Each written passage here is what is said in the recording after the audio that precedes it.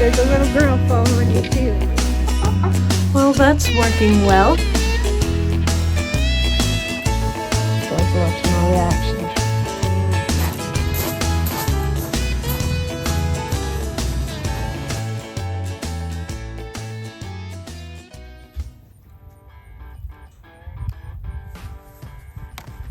It might accidentally catch it on fire anyway. Yeah. We're still cleaning up around the farm, and with the recent rain, we were able to burn the last bit of the scrap wood. But that's not all that's going on. We got pigs to move, we've got a cold front coming through, so stay tuned.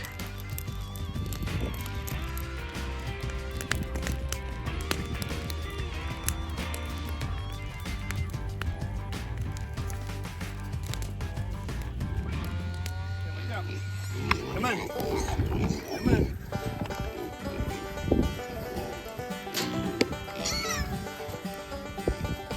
7 of these piglets are sold, so we need to get them loaded up.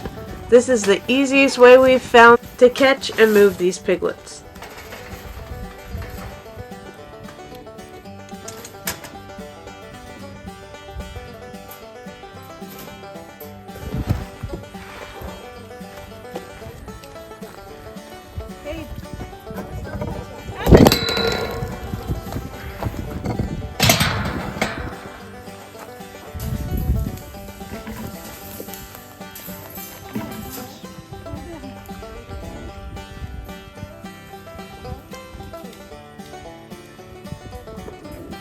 We usually sell at 8 weeks right after weaning, but these are a little bit older, so they're a little calmer.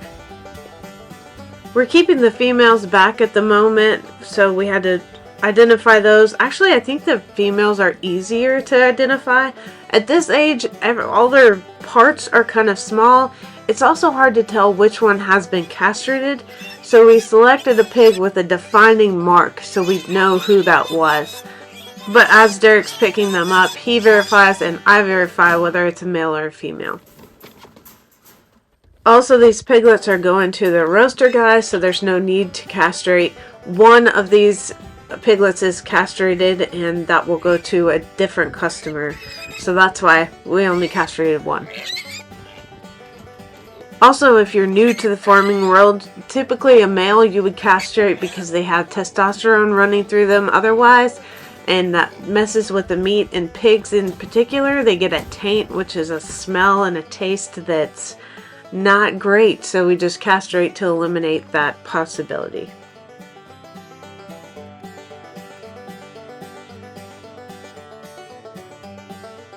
For right now, these piglets are a little crowded in this little pen, 7 of them in there. But we only go through the grazing yard and then into the truck. You'll see.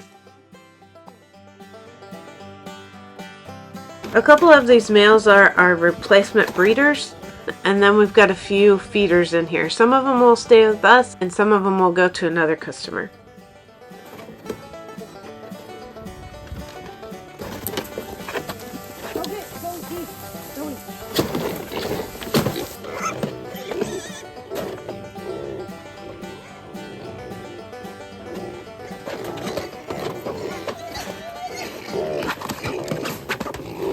When we got out of the grazing yard, we just parked them there. I went to go get the bigger pen for the back of the truck, and Derek's collecting some old hay as bedding so they won't slip around in the back of the truck.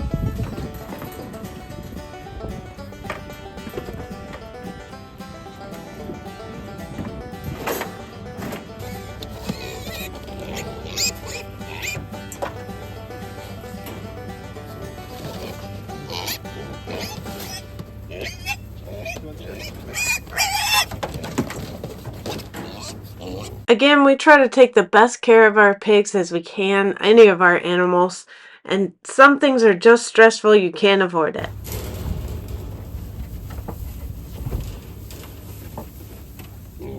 And that is how we load the pigs. Our next breeding group is coming up, and we want to make sure, triple check all the fences in between the pens to make sure nobody gets bred by the wrong boar this time. Luna. Of course, the girls are helping me. These girls are about to be in their breeding groups. They've had their time with their babies, they've had weaning time, and then a break.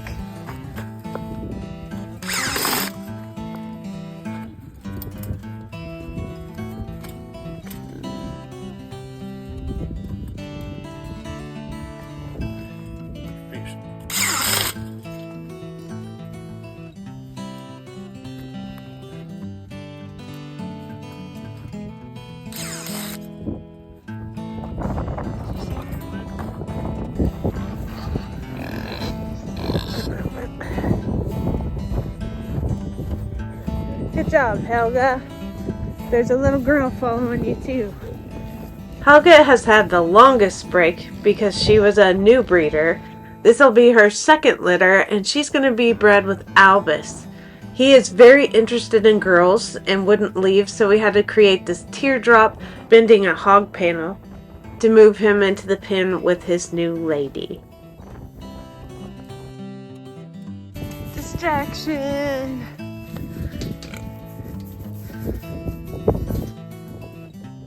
By the way, what you see on the end of its tail is a clod of mud. They get really hard. We try to take them off, and the boars usually spin around in circles trying to avoid us. He kind of checked out his new surroundings and then tried to get to work.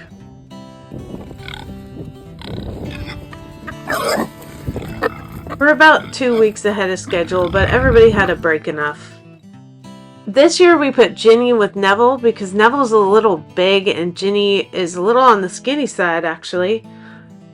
Lily is really huge and she's with Hagrid, who's a normal size, and he's really reliable, and Lily has become not so much.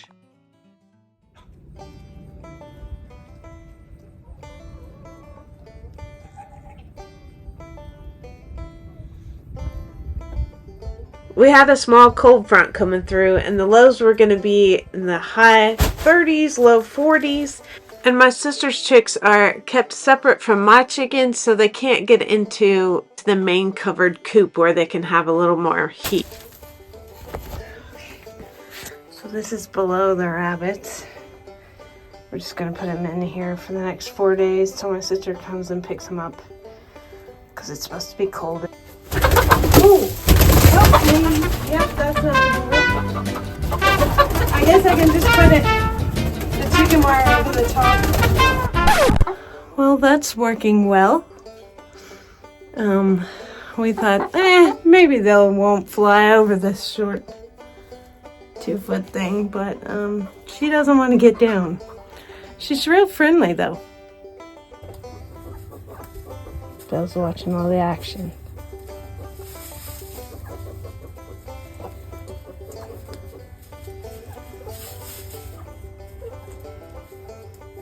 Okay, so very temporarily for 4 days that it's going to be cold until they're picked up. They have a roosting bar here, and I can still reach the rabbits. So in order to not heat up the rabbits, but heat them up, I will put the panel heater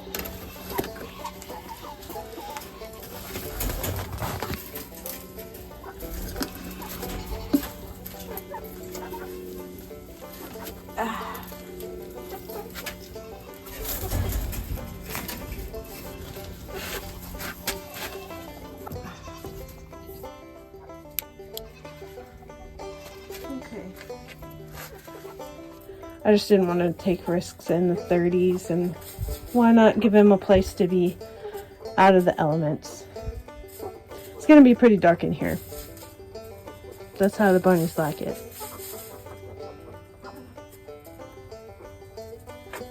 I think Sophia's asleep. Almost. And then just like that, my sister and her family came to pick them up. And Shelly didn't want to be in the video. Whatever. I also wanted to make sure the main chicken coop was as warm as I could make it without the heat lamp. Oh goodness. She is molting. Look at her tail! Or lack thereof. What happened to your tail, Aurora?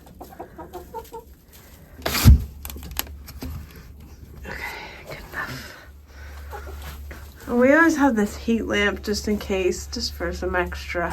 Sometimes it helps them in egg production, but right now it's just a photo period because we're getting like 6 eggs maybe.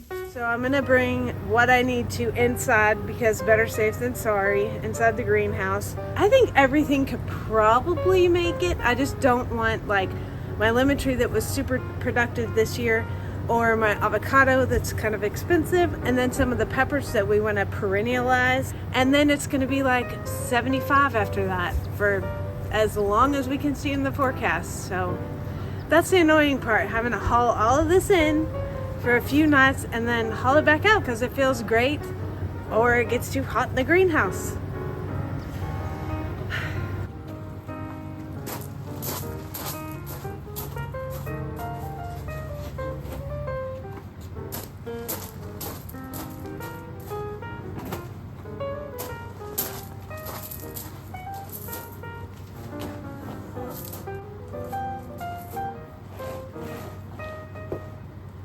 I mentioned perennializing our peppers. That means I'm going to carry it through the winter so that I don't have to restart another pepper plant. And step 1 is harvesting anything that's ready.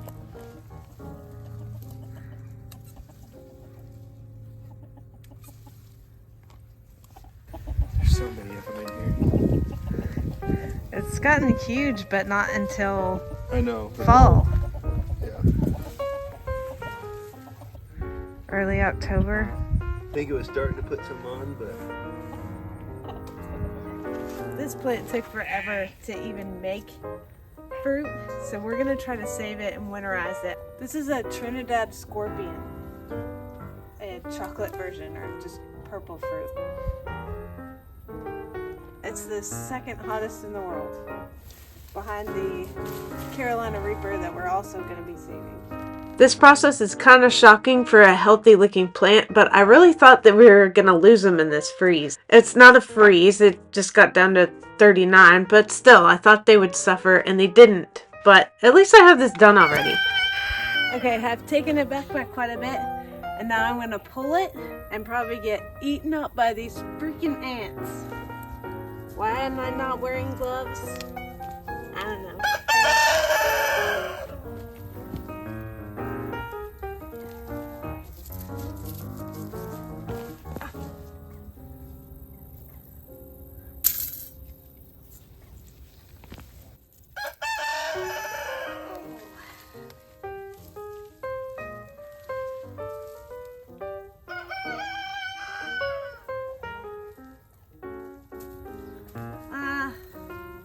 I'm gonna need a bigger pot.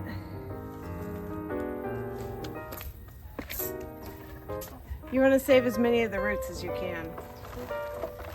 Oh my gosh, but they're not gonna all fit in here.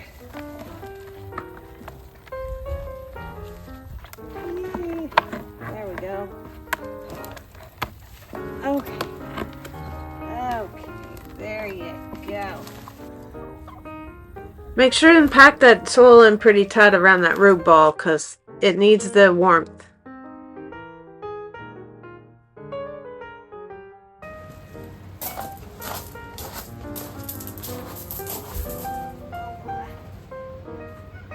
We're going to take off all of this green and just leave very little stem and probably just the main parts of the stem.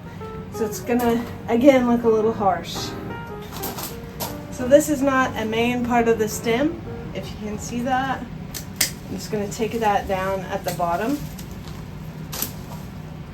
This is still very green. I'm going to take that all the way to the stump. I'm going to keep the really woody parts are the parts that I'm going to keep. Because we want the plant to focus on the roots and the main trunk. It can grow new green stuff in the spring.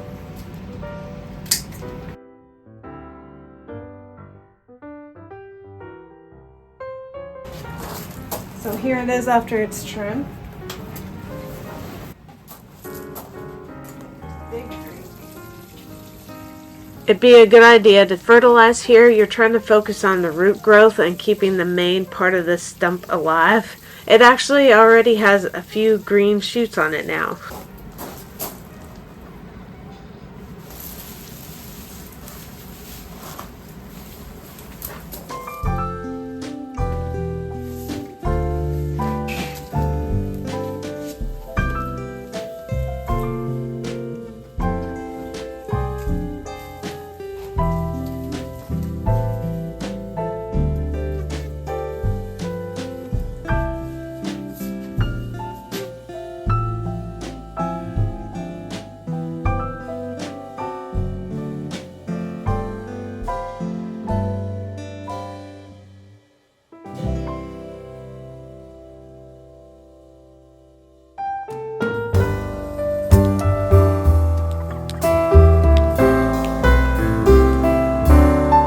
If you like this video, feel free to subscribe. I upload most Sundays and you can keep watching us grow our farm. Have a good one.